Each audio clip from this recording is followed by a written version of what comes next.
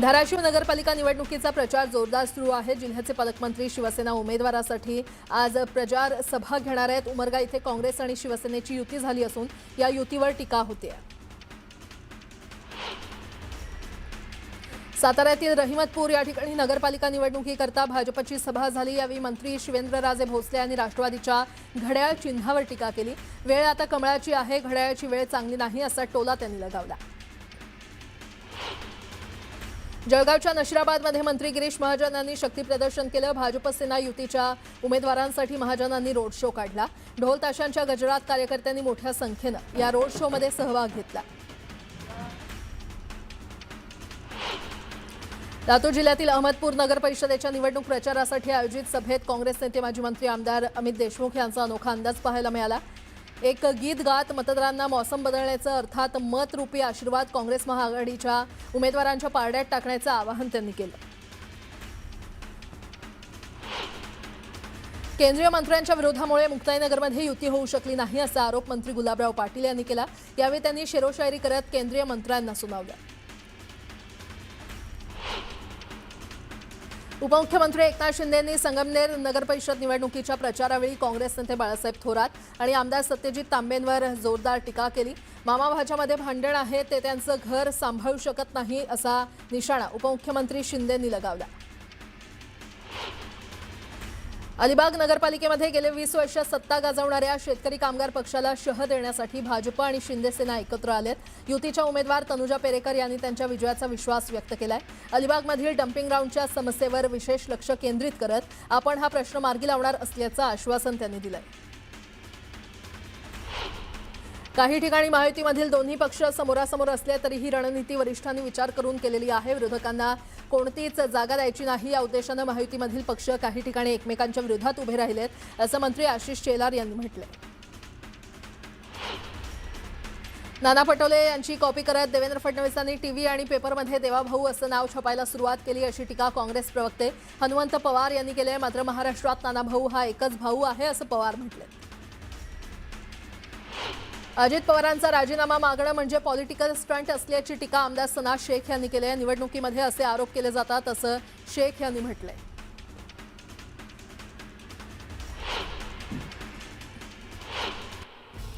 आता एक मोठी बातमी, नागपूरमधील भाजप आमदार आशिष देशमुख यांनी एक वादग्रस्त वक्तव्य केलंय। जास्त वळवळ कराल तर कापून टाकू, गृहमंत्री फडणवीस आहेत असं विधान करत त्यांनी काँग्रेस कार्यकर्त्यांना धमकी दिली आहे। नागपुरातील प्रचार सभेत आशिष देशमुख यांनी वादग्रस्त विधान केल्यामुळे राजकीय वातावरण तापण्याची शक्यता आहे।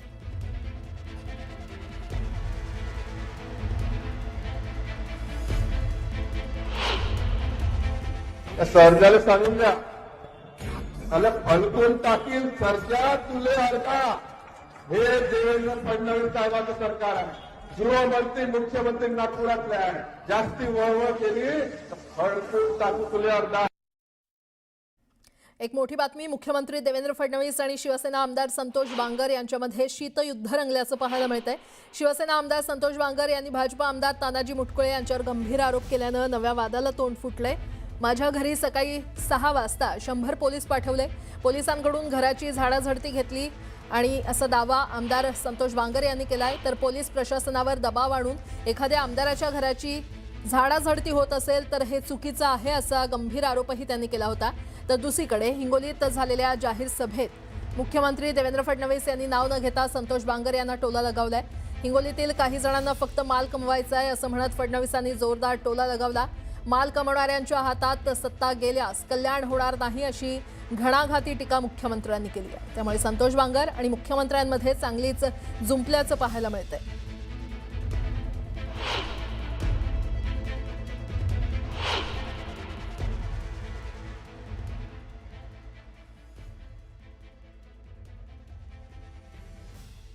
एवढ्या खालच्या थरेला कोणी या ठिकाणी जायचं आणि वरून पोलीस प्रशासनावर दबाव आणायचा आणि त्या ठिकाणी जर आमदाराच्या घराची जर कोणी झडती घेत असेल तर मला वाटते याच्यापेक्षा सर्वसामान्य लोकांचं काय होणार।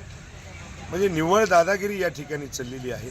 आखाडा तपासणे, गाड्या तपासणे, आमच्या भाच्यावरती आमच्या पुतण्यावरती 110च्या नोटीस पाठवणे, आमच्या सर्व कार्यकर्त्याला नोटीस पाठवणे, म्हणजे भयंकर त्रास देण्याचं काम या ठिकाणी इथलचे स्थानिकचे काही नेते करत आहेत.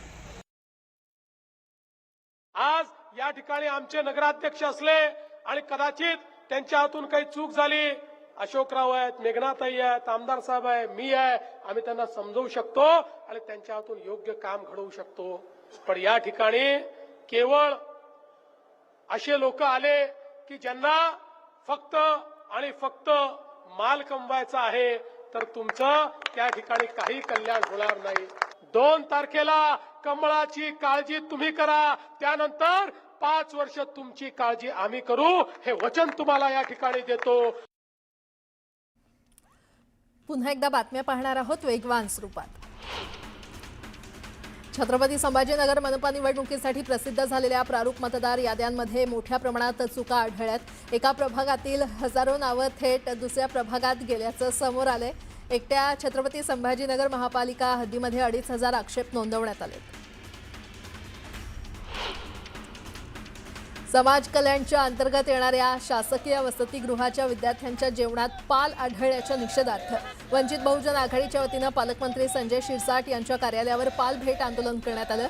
यावेळी वंचित बहुजन आघाडीचे कार्यकर्ते आणि विद्यार्थी आंदोलनामध्ये सहभागी झाले होते. वर्ध्याच्या हिंगणघाटमध्ये मुख्यमंत्री देवेंद्र फडणवीसांची जाहीर सभा होणार आहे. दुपारी 1 वाजता भाजप उमेदवाराच्या प्रचारासाठी फडणवीस सभा घेणार आहेत. उपमुख्यमंत्री अजित पवार यांनी महात्मा फुले वाड्याला भेट दिली. अजित पवार यांच्याकडून महात्मा ज्योतिराव फुले यांना आदरांजली वाहण्यात आली. नशिराबादमध्ये गिरीश महाजन यांची कॉर्नर सभा पार पडली. भाजप शिंदेसेना युतीच्या उमेदवारांवर विश्वास ठेवत नगरपरिषदेवर पहिल्यांदाच भाजपचा झेंडा फडकवण्याची संधी द्या, असं आवाहन गिरीश महाजन यांनी केलं. मध्य प्रदेश आणि महाराष्ट्र या दोन्ही राज्यातील मोठं पिस्तूल कनेक्शन समोर आलंय. केवळ पुण्यातच नाही तर मध्य प्रदेशातील उमरटी गावातून राज्यभरात पिस्तूल आल्याची माहिती समोर आली आहे.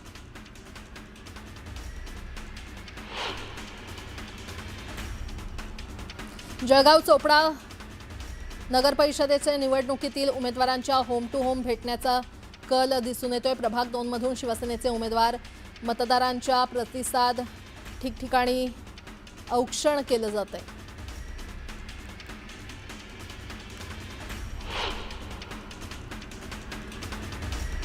नायगाव येथील बीडीडी पुनर्विकास प्रकल्पातील 864 घरांच्या चावी वाटपाचा कार्यक्रम पुढील आठवड्यात होण्याची शक्यता आहे. 8 डिसेंबरला सुरू होणाऱ्या हिवाळी अधिवेशनापूर्वीच हा कार्यक्रम होईल. दरम्यान येथील एका इमारतीला ओसी मिळाली नव्हती, त्यामुळे चावी वाटपाचा कार्यक्रम रखडला होता. पालिकेच्या 11 विभागांमध्ये 1 डिसेंबरला सकाळी 10 वाजल्यापासून 2 डिसेंबरला दुपारी 4 वाजेपर्यंत पाणीपुरवठा कमी दाबानं तर काही विभागांचा पाणीपुरवठा पूर्णतः बंद राहणार आहे. यामध्ये शहर तसंच पूर्व उपनगरातील अनेक भागांचा समावेश आहे. सर्वाधिक वायू प्रदूषण असलेले बोरिवली पूर्व, मालाड पश्चिम, चकाला, अंधेरी पूर्व, देवनार, माझगाव, नेवीनगर, कुलाबा, मुलुंड पश्चिम आणि पवई हे 8 विभाग महापालिकेच्या रडारवर आहेत. तेथील हवेचा गुणवत्ता निर्देशांक सुधारण्यासाठी रस्ते स्वच्छता आणि धूळ नियंत्रण मोहीम आणखी तीव्र करण्यासाठी मुंबई महापालिकेनं पावलं उचलण्यास सुरुवात केली आहे. मुंबईतील 246 बेकरी मालक अजूनही स्वच्छ आणि हरित इंधनाचा पर्याय निवडण्याकडे दुर्लक्ष करत असल्याचं समोर आलंय. मुंबईतील एकूण 593 पैकी 209 बेकऱ्या या आधीपासूनच पीएनजी, एलपीजी सारख्या स्वच्छ इंधनावर चालत होत्या. उच्च न्यायालयाच्या निर्देशानुसार आणि पालिकेच्या पाठपुराव्यामुळे गेल्या 6 महिन्यात 57 बेकऱ्या स्वच्छ इंधनात रूपांतरित झाल्या असून 75 बेकऱ्यांची प्रक्रिया सुरू आहे.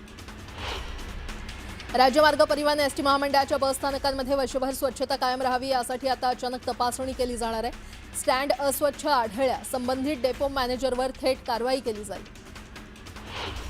राज्य सरकारच्या उच्चस्तरीय समितीनं कामाठीपुराच्या पुनर्विकासाला मंजुरी दिली आहे. त्यामुळे आता पुनर्विकासाच्या कामाला आणखी गती मिळणार आहे. म्हाडाच्या मुंबई इमारत दुरुस्ती आणि पुनर्रचना मंडळामार्फत हा समूह पुनर्विकास प्रकल्प राबवण्यात येणार आहे. प्रकल्पातील इमारती 57 ते 78 मजल्यांच्या असतील. आयकर रिटर्नमध्ये विदेशी संपत्तीचा खुलासा न करणाऱ्या तब्बल 25,000 करदात्यांना आयकर विभागानं नोटीस देण्याची तयारी केली आहे. या सर्वांना 28 नोव्हेंबरपासून SMS आणि ईमेल पाठवले जाणार असून 31 डिसेंबर 2025 पर्यंत सुधारित आयकर रिटर्न दाखल करण्याचा सल्ला देण्यात येणार आहे. वेळेत रिटर्न न भरल्यास कठोर दंड आकारला जाईल असं विभागानं स्पष्ट केलंय. पश्चिम रेल्वे मार्गावरील मोटरमन आंदोलनाच्या पावित्र्यात आहेत. विविध मागण्या पूर्ण करण्यात रेल्वे प्रशासन चालढकल करतंय. कमी मनुष्यबळामुळे 1-2 दिवसही रजा मिळेनाशी झाली आहे. उलट डबल ड्युटीचा ताण पडत असल्यानं मोटरमनमध्ये प्रशासनाविरोधात असंतोष वाढत चाललाय. ब्रिटिशकालीन एल्फिन्स्टन पुलाचा रेल्वे मार्गिकेवरील लोखंडी सांगाडा हटवण्यासाठी मध्य रेल्वेनं एकूण 8 ब्लॉक घेण्यास तयारी दर्शवली आहे. यापैकी एक ब्लॉक सलग 18 तासांचा घेण्यात येणार आहे. या ब्लॉकमुळे लोकल ट्रेन आणि मेल एक्सप्रेसची प्रवासी सेवा दिवस रात्र कोलमडणार आहे. वडाळा ते कासरवडवली मेट्रो 4 मार्गिकेवर कांजूरमार्ग येथे पादचारी पुलाची उभारणी केली जाणार आहे. विक्रोळी मेट्रो स्टेशन आणि कांजूरमार्ग रेल्वे स्टेशन यांना या पादचारी पुलाद्वारे जोडणी दिली जाणार आहे. सुमारे 740 मीटर लांबीचा हा पादचारी पूल असेल. त्यासाठी तब्बल 93 कोटी रुपये खर्च केले जाणार आहेत. 17 नागरिकांचा बळी घेणाऱ्या घाटकोपर होर्डिंग दुर्घटनेनंतर 18 महिन्यांनी अखेर मुंबई महानगरपालिकेनं नवं जाहिरात धोरण जाहीर केलंय. त्यानुसार इमारतींच्या छतांवर नव्यानं कोणत्याही प्रकारचे होर्डिंग्स लावण्यास परवानगी दिली जाणार नाही. सर्व प्रकारचे जाहिरात फलक होर्डिंग लावण्यासाठी महापालिकेची लेखी परवानगी बंधनकारक करण्यात आली आहे. एसटी महामंडळाला स्वमालकीच्या 8,000 नव्या बस खरेदी करण्यासाठी शासनाकडून निधी उपलब्ध होणार आहे. या गाड्यांवर कंत्राटी पद्धतीनं चालक नेमले जाणार आहेत आणि याचा दूरगामी परिणाम या सेवेच्या भवितव्यावर होणार असल्यानं त्याचा फेरविचार करावा अशी मागणी महाराष्ट्र एसटी कर्मचारी काँग्रेसचे सरचिटणीस श्रीरंग बर्गे यांनी केली आहे. वाढत्या हवा प्रदूषणाला आळा घालण्यासाठी मुंबई महापालिकेच्या भरारी पथकानं 53 बांधकामांना काम थांबवण्याची नोटीस बजावली आहे.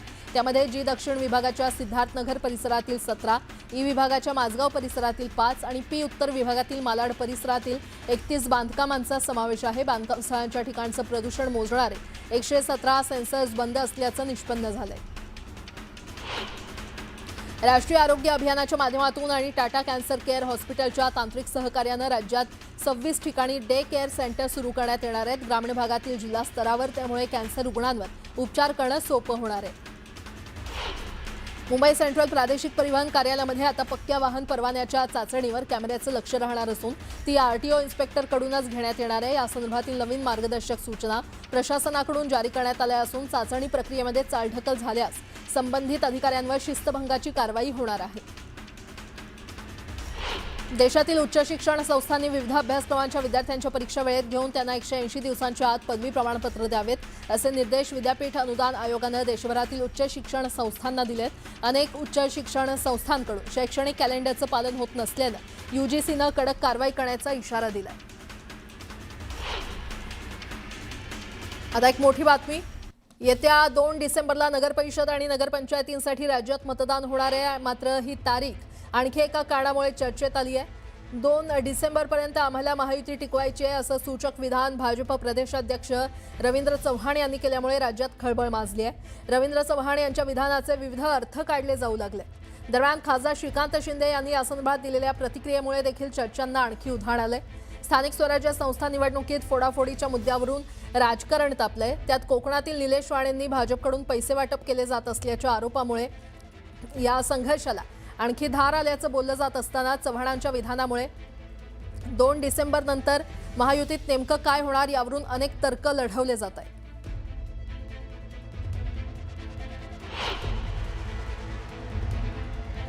मध्ये लक्ष ठेवून हे सगळ्या रिपोर्टिंग करतोय असं निलेश राणे म्हणतायत.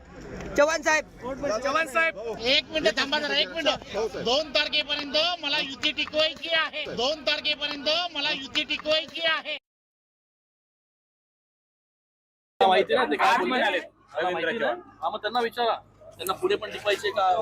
माहिती ना ते काय बोलले रवींद्र चव्हाण. मग त्यांना विचारा त्यांना पुढे पण टिकवायचे का.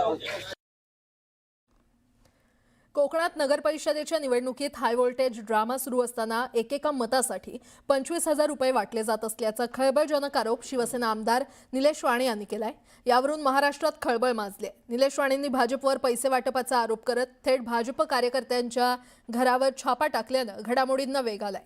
या संदर्भात त्यांनी निवडणूक अधिकाऱ्यांकडे देखील तक्रार केली आहे आणि त्यामुळे कणकवलीतील निवडणुकीत भाजप विरुद्ध शिवसेना संघर्ष आणखी पेटलाय.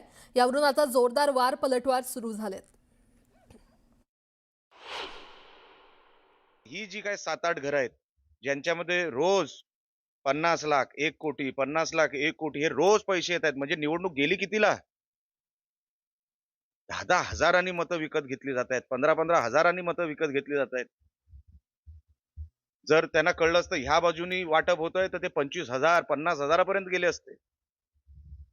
काय संस्कृती आपण इथे सुरू करतोय, जिल्ह्यामध्ये हे कसं वातावरण आपण तयार करतोय, ह्याचा काही काही घेणं देणं नाही.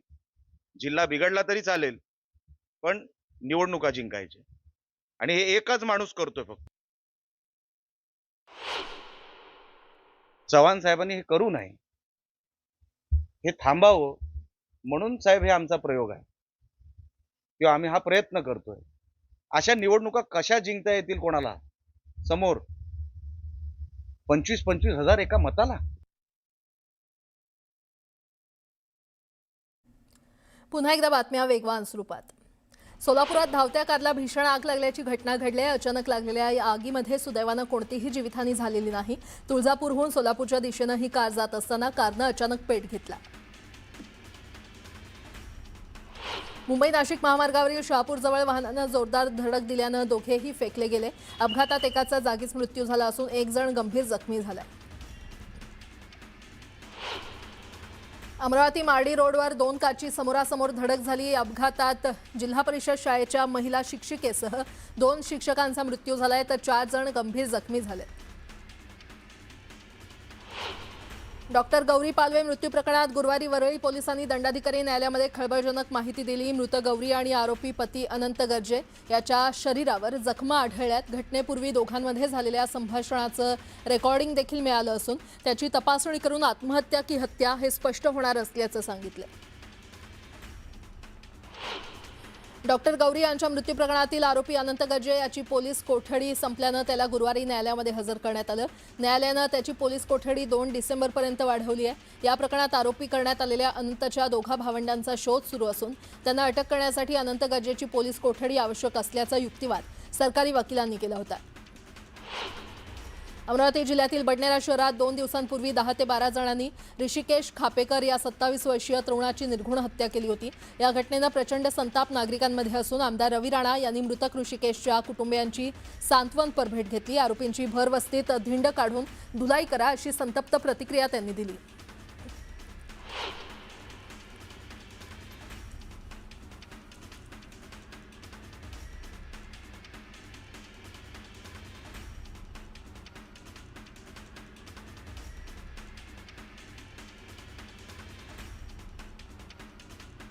नाशिकमध्ये सोयाबीन हमीभाव खरेदी केंद्रावर सोयाबीनची खरेदी उशिरा सुरू झाल्यानं शेतकऱ्यांना अडचणींचा सामना करावा लागतोय. नोंदणीपासून ते प्रत्यक्ष खरेदीपर्यंत गोंधळ उडत असल्यानं शेतकऱ्यांमध्ये नाराजी पसरली आहे. बारदानाची उपलब्धता होत नसल्यानं 2 दिवसांपासून बहुतांश खरेदी केंद्रावरील खरेदी खोळंबली आहे.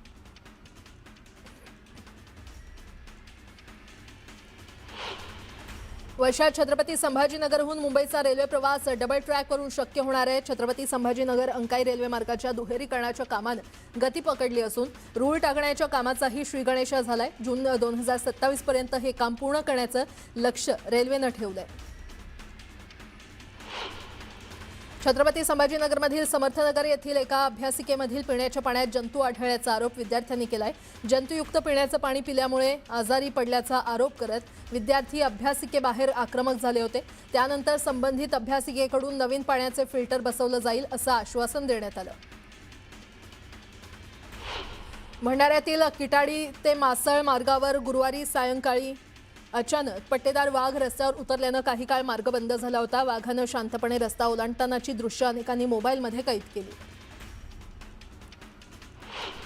रत्नागिरी जिल्ह्यातल्या खेड तालुक्यामध्ये लोटे इथल्या संत ज्ञानेश्वर माऊली जीवनमुक्तीधाम संस्थेच्या गोशाळेमधील जनावरांना पायलाग रोगाची लागण झाली आहे. या रोगामुळे तब्बल 100हून अधिक गायी आणि वासरं 1 ते 1.5 महिन्यात मृत्युमुखी पडले आहेत. या गोशाळेमध्ये हजारो गायी असून साथ पसरत असल्यानं चिंतेचं वातावरण आहे.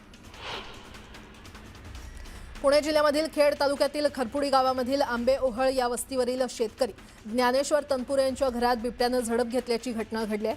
शेतकरी तनपुरेंनी प्रसंगावधान राखत आरडाओरड केल्यानं मोठा अनर्थ टळला. मात्र या घटनेनंतर गावात दहशतीचं वातावरण निर्माण झालं असून वनविभागानं ड्रोनच्या सहाय्यानं बिबट्याचा शोध सुरू केलाय. सार्वजनिक बांधकाम विभाग जव्हार कार्यालयामध्ये सुरक्षा अनामत रक्कम 111 कोटी 63 लाख रुपये अधिकारी आणि कर्मचाऱ्यांच्या सहभागानं ठेकेदाराच्या नावे काढण्याचा डाव फसला. हा चेक ठेकेदाराच्या नावे कुणी दिला, सह्या कुणी केल्या हे अस्पष्ट आहे.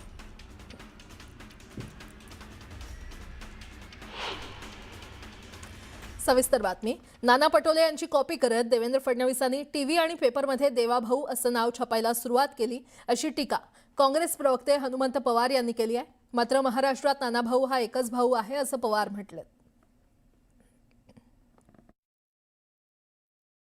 नानाभाऊ त्यांची कॉपी करून देवेंद्रजी फडणवीसांनी टीव्ही वाल्याला सांगून पेपरवाल्याला सांगून देवाभाऊ देवाभाऊ म्हणून नकली छापायला चालू केलं. महाराष्ट्रात एकच भाऊ आहे, ते म्हणजे नानाभाऊ. पंतप्रधान नरेंद्र मोदींच्या हस्ते आज दक्षिण गोव्यातील गोकर्ण जीवोत्तम मठात प्रभू श्रीरामाच्या 77 फुटांच्या कांस्य पुतळ्याचं अनावरण केलं जाणार आहे.